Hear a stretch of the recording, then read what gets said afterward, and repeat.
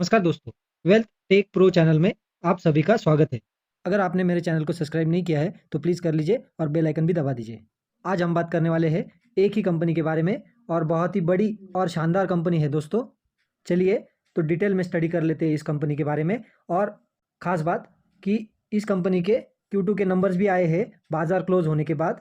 Company के Q2 के numbers का एक रिव्यू कर लेते हैं। हम हमेशा हमारे वीडियोज़ में बिज़नेस ओरिएंटेड की बात करते हैं, या आप देख सकते हो कि बिजनेस ही सब कुछ होता है या इम्पोर्टेंट चीज़ होता है।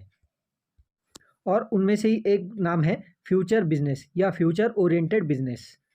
ये बस ऐसा फाइनेंस सेक्टर में या अकाउंट सेक्टर में ऐसा कोई भी नाम नहीं है फ्यूचर बिजनेस, लेकिन एक आपके दिमाग में बैठ जाए कि फ्यूचर ओरिएंटेड बिजनेस, इसलिए ये हम बात करते हैं फ्यूचर बिजनेस की। अभी कुछ कुछ बिजनेस पिछले कुछ सालों में धीमे धीमे चल रहे थे, मतलब उनका कुछ मार्केट में कोई शेयर नहीं था ज़्यादा। लेकिन गवर्नमेंट चेंज होने के बाद या परिस्थितियाँ चेंज होने के बाद या टाइम चेंज होने के बाद कुछ business rapidly future oriented business में तब्दील हो गए। जैसे कि अपना ऑटो सेक्टर, और पहले ऑटो सेक्टर में पेट्रोल और डीजल की गाड़ियाँ आती थी, अभी इलेक्ट्रिक व्हीकल हो गया, बाद में CNG हो गया, AI हो गया या मशीन लर्निंग हो गया। और कुछ बिजनेसेस ऐसे होते हैं कि जिसमें सरकार का रुख बदल गया और लोगों का देखने का रवैया ही बदल गया है, तो उसको भी हम लोग फ्यूचर बिजनेस कह सकते हैं। और एक बिजनेस ऐसा ही है कि आप लोग और हम सारे लोग एक फ्यूचर ओरिएंटेड बिजनेस की तरह देखते हैं उस बिजनेस को। बिजनेस कोविड के बाद में कुछ ज़्यादा ही रैपिडली ग्रो कर रहा है और उसका नाम है इलेक्ट्रिक व्हीकल बिजनेस।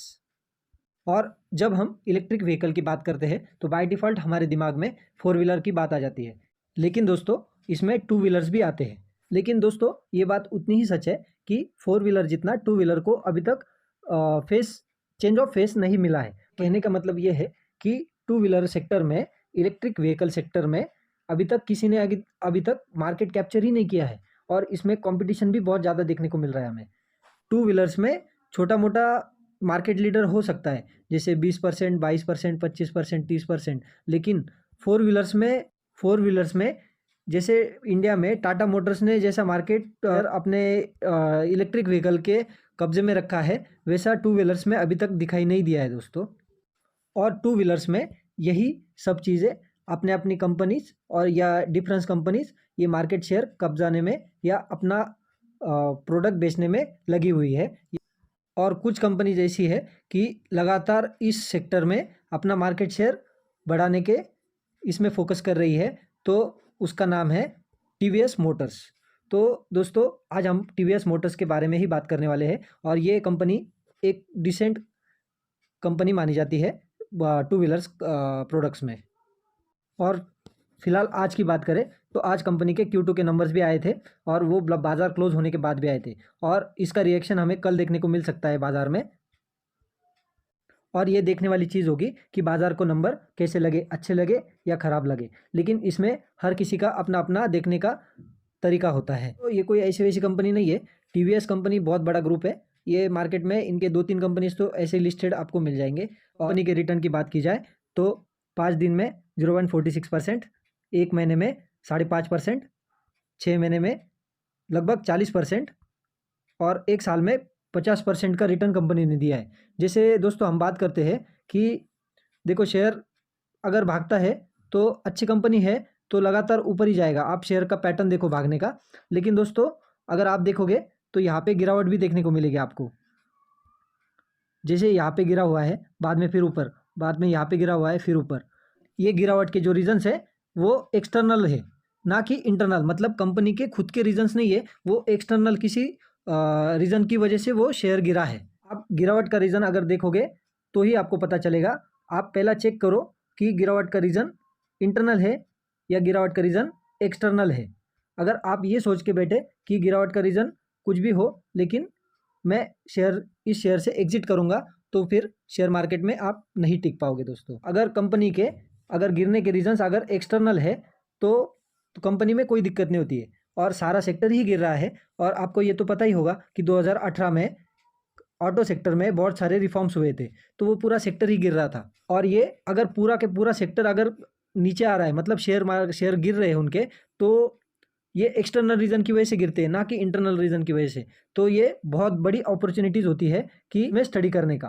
तो 2018 में ये पूरा ऑटो सेक्टर नीचे था और उसमें ऊपर 2019 में या 2020 में स्टार्टिंग में कोविड का तड़का भी लग गया था, तो ये सारा सेक्टर और भी सस्ते में मिल रहा था। उस वक्त सिर्फ ऑटो सेक्टर ही नहीं लेकिन पूरा बाजार ही नीचे था, तो उस वक्त सबको लगा था कि ये शेयर मार्केट अभी ख़त्म हो गया, लेकिन फिर से शेयर मार्केट ऊपर चला गया। यहाँ से शेयर नीचे गिरा, फिर कहाँ से कहाँ चला गया। अभी के लिए एग्जाम्पल के तौर पर देख लो, एक IT सेक्टर देख लो अभी, बाद में फार्मा सेक्टर देख लो, बाद में केमिकल सेक्टर देख लो।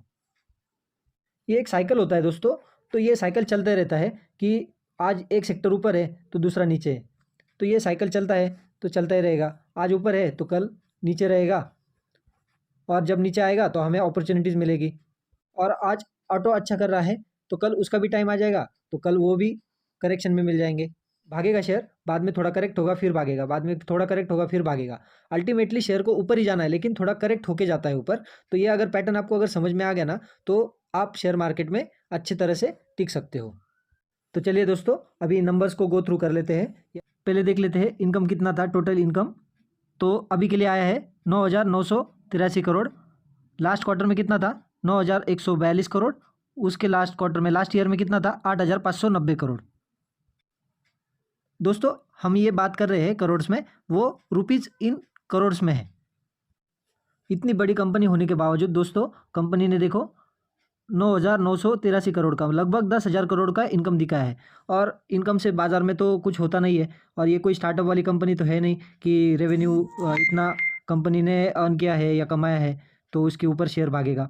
प्रॉफिटेबिलिटी भी कोई चीज़ होती है, तो बाज़ार में हमें खर्चे भी देखने पड़ेंगे। और इतना कमाने के लिए कंपनी ने कितना खर्चा किया है, जो नीचे लिखा है वो 9,200, 8,500 करोड़, बाद में 8,000 करोड़। और इसी में इनकम से एक्सपेंसेस हटा देंगे तो हमें क्या मिलेगा, प्रॉफिट या लॉस। तो कंपनी तो प्रॉफिटेबल है, तो चलिए प्रॉफिट चेक कर लेते हैं। तो कंपनी का प्रॉफिट है 686।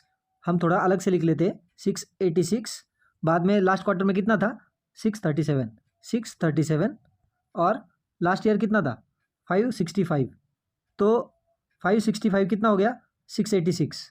और लास्ट क्वार्टर का 637 से कितना हो गया, 686। पर्सनली इस रिजल्ट को अच्छा ही मानूंगा। लेकिन दोस्तों क्या होता है कि आप बोलोगे कि पहले 500 में था, अभी लास्ट क्वार्टर में 600 पे आ गया, अभी इसमें 700 में जाना चाहिए था। लेकिन एक कंपनी एक लेवल में आ जाती है ना, तो कंपनी का मतलब, तो एक एग्जांपल के तौर पे देख लीजिए ये, कि अगर किसी बैट्समैन को बोल दिया जाए कि तुमको अगले मैच में 10 रन करने हैं, तो वो 10 का 20 डबल मार देगा। लेकिन किसी को बोल दिया जाए कि 100 रन मारने हैं और 100 का डबल करना है तो 200, तो उसके लिए वो बहुत ही मुश्किल टास्क होगा वो उसके लिए। और यहाँ पे भी सेम चीज़ है कि ब्लू चिप कंपनीज में भी यहाँ पे भी वही चीज़ होती है। सपोज अगर 10,000 करोड़ लेके आए या 20,000 करोड़ लेके आए हैं, तो 20,000 का करोड़ का 40 थोड़ी ना होगा, 20,000 21,000 करोड़ हो जाएगा या 20,500 हो जाएगा। तो 40 करोड़ तो नहीं हो पाएगा ना डायरेक्ट डबल एक साल में। तो यही चीज़ होती है दोस्तों। पर्सनली इस प्रॉफिट को अच्छा ही मानूंगा।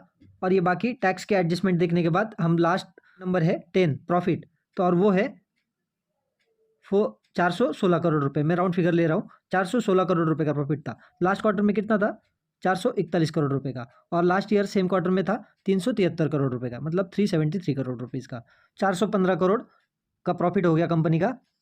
लास्ट क्वार्टर में कितना था, 441 crore. Last year same quarter में था 373 करोड़। तो अभी 373 करोड़ का इस साल में हो गया 415 करोड़, और लास्ट क्वार्टर से हो गया 441 करोड़ का हो गया 415 करोड़।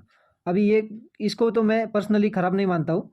और ये ऑपरेटिंग प्रॉफिट ये एडजस्टमेंट के बाद नीचे है, तो मैं पर्सनली इसको ख़राब प्रॉफिट तो नहीं मान सकते हैं। ये मेरा पर्सनल ओपिनियन है दोस्तों। और ये कंपनीज के नंबर्स काफ़ी डिसेंट देखने को मिल रहे हैं। तो ये दोस्तों कोई रिकमेंडेशन नहीं है मेरी तरफ से आपको, हम बस यहाँ पे सीखने के लिए ये वीडियो बनाते हैं। बाकी हम बाय सेल कोई नहीं बताते इस वीडियो में। और यही चीज़ आपको ईपीएस में भी देखने को मिलेगी। साल में इस क्वार्टर में हमें 8 8 सवा 8 का दिख रहा है, जो लास्ट क्वार्टर में था 9.25, और लास्ट ईयर में था जो 8.25 का। तो क्वार्टर ऑन ईयर सेम ही दिख रहा है, और क्वार्टर ऑन क्वार्टर में गिरावट देखने को मिल रही है।